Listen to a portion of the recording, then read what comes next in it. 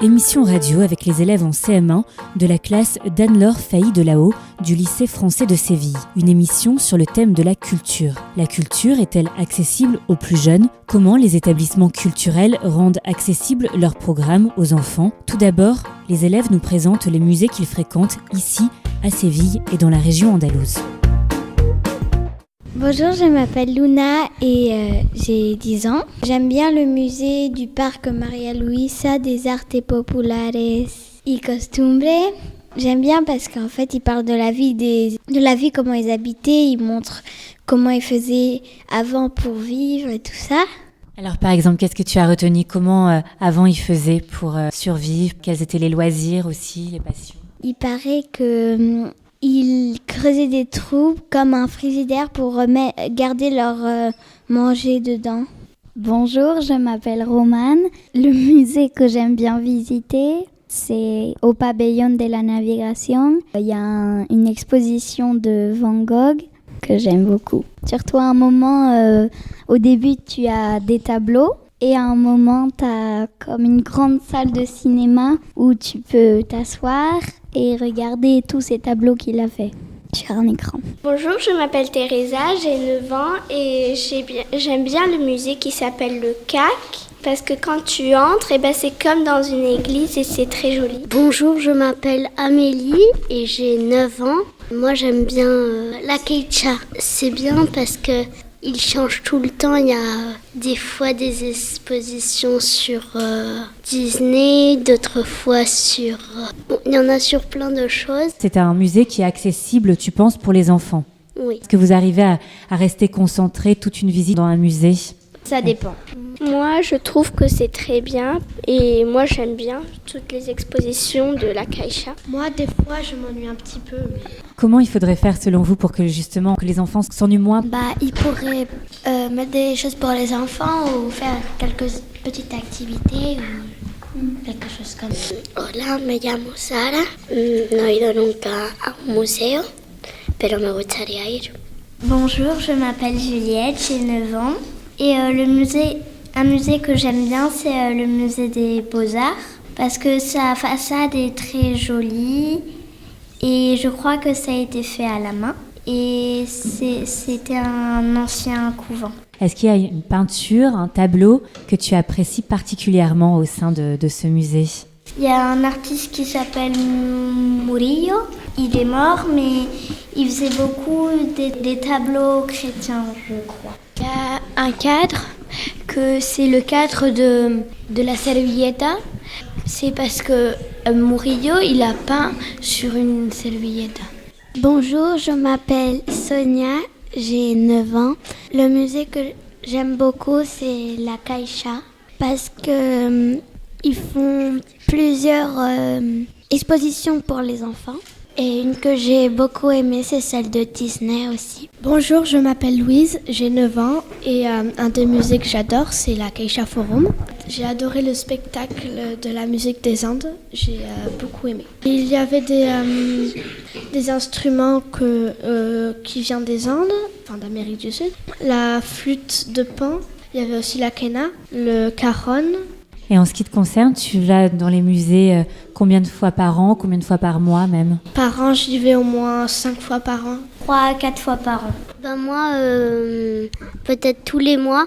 Ce sont tes parents qui choisissent les musées ou c'est toi qui peux aussi décider ? Ça dépend. Alors moi j'y vais à peu près une fois par mois et j'aime beaucoup aussi ce centre de la Caixa parce qu'il y a beaucoup d'activités pour les enfants. Bonjour, je m'appelle Valentina, j'ai 9 ans. Le musée que j'aime bien, c'est la Caixa parce que il y en a des jeux et aussi on peut découvrir des nouvelles choses. On a vu aussi, ce mois, on est allé à la Caixa pour voir ce que les dessins animés et tout qu'il y avait dans Disney.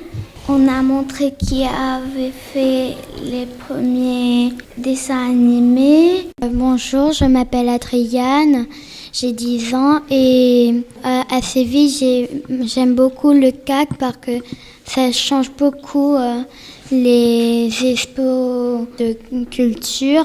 Il y a aussi beaucoup d'activités et je trouve très bien pour les enfants. Et alors, quelles sont les activités pour les enfants que l'on retrouve? Il y a des fois de la peinture, des puzzles. Et justement, direction tout de suite le Centre d'art andalou contemporain, le CAC de Séville, pour un reportage. Les élèves nous font visiter les lieux. Je vois que les peintures, elles sont faites de Ito Barrada et il vient de Paris. Il y a plusieurs tableaux. Il y en a, ils représentent des volcans, la lave qui descend, la terre, des montagnes.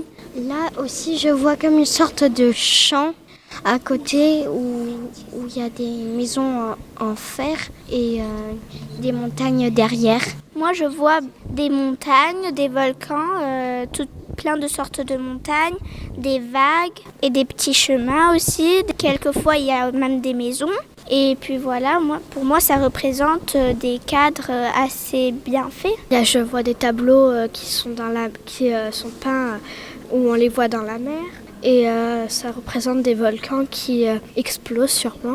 Vous trouvez ça joli? Moi, je trouve que cet artiste a eu beaucoup d'imagination parce qu'il a fait des très très beaux tableaux, je trouve. Moi aussi, je vois comme pour expliquer comment ça marche les volcans, pour montrer quelques photos des volcans. Il y a assez de couleurs, il y a beaucoup de couleurs sur chaque cadre et c'est pas comme noir et blanc et je trouve ça très joli. Moi, je vois une dame qui fait des mouvements très lents et comme si elle se baladait mais très très doucement. Moi, je vois une dame qui fait comme si elle était dans l'espace et qu'elle flottait sans oxygène. C'est de la danse contemporaine, donc vous en aviez déjà vu avant? Oui, je crois, j'en avais déjà vu un petit peu avec ma famille. En fait, elle est en train de faire de la danse contemporaine. Je crois qu'en fait, on a déjà vu un spectacle à la Caixa où il y avait des personnes en train de faire quasiment la même danse. Moi, je trouve qu'on dirait un petit peu comme si elle flottait dans l'air ou qu'on le prenait en photo de dessus. Je vois dans cette salle des statues avec leurs formes qui sont allongées sur une plateforme. Je ne sais pas si en bas, peut-être il y a le cœur, leur âme, où ils sont décédés, je ne sais pas trop. Et c'est une salle avec beaucoup de mosaïques, de azulejos. Dans cette salle, je vois comme plein de statues. Et je crois que c'est des morts qui ont été représentés ici. Je crois que c'était tous des personnes importantes comme des rois ou des empereurs ou des princes ou quelque chose. Peut-être qu'en dessous ils sont enterrés ou quelque chose. Je trouve qu'ici c'est très joli et je crois que c'est fait en pierre.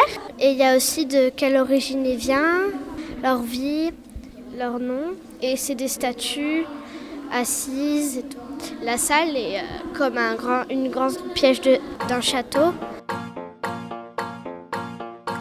Et dans cette grande pièce, les enfants ont eu la chance de poser quelques questions aux responsables du service éducatif du CAC.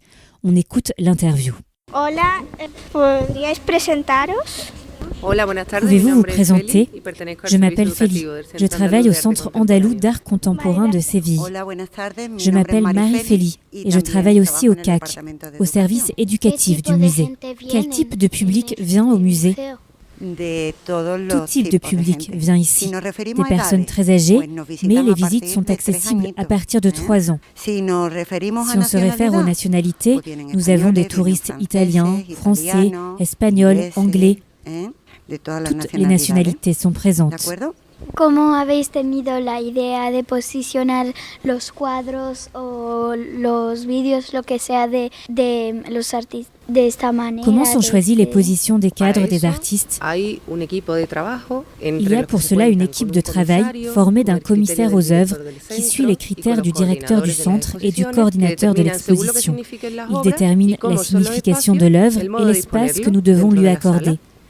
C'est un travail compliqué, car on doit se mettre d'accord tous ensemble. ¿Cuánto tiempo habéis puesto para hacer el museo del CAC? Combien de temps a duré la construction du musée?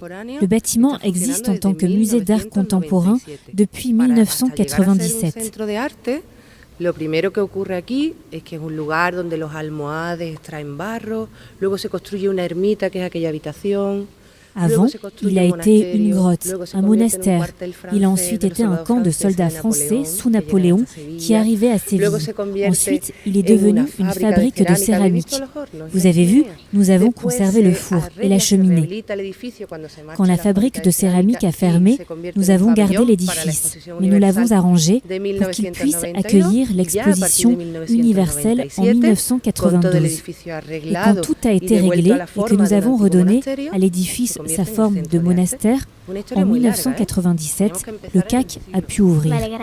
Mais il y a eu plusieurs longues étapes pour le transformer. ¿De qué hora a qué hora trabajan? Quels sont vos horaires de travail? Le centre est ouvert du mardi au samedi, de 11h du matin à 21h, sans interruption. Et le dimanche, de 10h à 15h30. Nous qui travaillons au service éducation, nous commençons à faire des visites scolaires, parfois à 10h, alors que le musée n'est pas encore ouvert au grand public. Et puis, après, à 16h, peuvent arriver 50 enfants, 50 adultes. Le lundi, même si ce n'est pas ouvert au public, nous travaillons quand même, car on nous sollicite pour des visites et nous répondons au courrier. Nous communiquons avec les professeurs pour mettre en place les visites scolaires. Gracias. Les enfants sont déjà repartis pour continuer leur visite au sein du CAC de Séville, dans l'espace cette fois consacré à la photographie et aux multimédia. Alors ici, on est dans une salle avec des cadres faits par Bouchra Khalili. Sur ces photos, il y a des salles toutes plein de différents, un salon, des escaliers, beaucoup d'escaliers, des armoires. Ce que je vois dans le mur, c'est, je crois qu'une fille projetée qui dit quelque chose en une langue qu'on ne connaît pas. Et je pense que aussi, il raconte un peu sa vie de quand elle était petite. Comme un petit cinéma avec des sièges rouges où il y a plein de personnes qui s'assoient parce qu'il n'y en a que 3. Il y a écrit 2 langues, c'est écrit en subtitres en espagnol et en anglais. Après, il y a une langue aussi bizarre qui parle. On voit plusieurs images où ils parlent de leur vie, on dirait, ou du pays, je crois. Dans cette salle, on voit comme une petite table où il y a plein de statues et ça représente comme un petit moment d'action. Et l'artiste d'ici, c'est Alan Younis. Dans cette salle, je vois beaucoup d'artistes ou je ne sais pas si c'est des artistes, mais en tout cas, je vois beaucoup de tableaux qui ont été peut-être peints par des artistes. Donc, sur un tableau, je vois des hommes qui sont à l'école, qui sont très très bien dessinés par cet artiste. Ça se voit un petit peu que c'est dessiné, mais sinon on ne peut pas trop deviner parce que c'est tellement bien dessiné que j'aime beaucoup. On voit aussi Mickey sur quelques photos. Il n'y a pas que des cadres peints, il y a surtout des photos et on voit des morceaux en pièces. On voit aussi des petites maquettes avec Mickey et un grand stade. On voit aussi sur l'autre côté de la salle, on voit des journaux de plein de pays. Par exemple, il y a Allemagne qui s'appelle Der Spiegel. Puis le titre, c'est Deutsche Raketen für NASA. Et puis après, ici, sur l'autre côté, on voit des dessins en noir et blanc très jolis.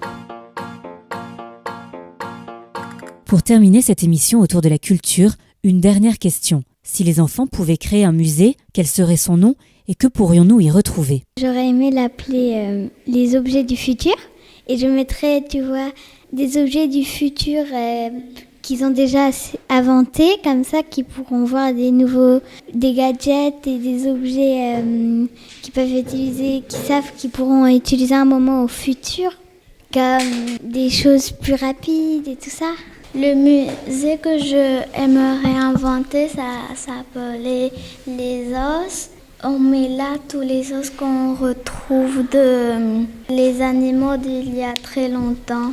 Et peut-être qu'on pourrait faire un musée où il y a un grand parc, où à côté on met une exposition, par exemple sur un artiste qu'on aime beaucoup, et on met quelques peintures qu'il a fait.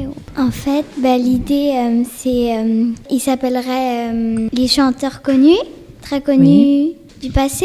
Et il pourrait peut-être raconter l'histoire des chanteurs connus, comment ils sont morts, s'ils ont eu un problème, ou comment était leur style de chanson, le jazz ou le rock, ou aussi comment ils faisaient leurs chansons. J'ai une idée de musée et il s'appellerait Les animaux du passé et ça serait comment on a traité les animaux du passé et tout ça, et comment ils se sont... Les espèces qui ont disparu, c'est ça au fil des années. Oui, et pour quelles raisons? D'accord. Oui.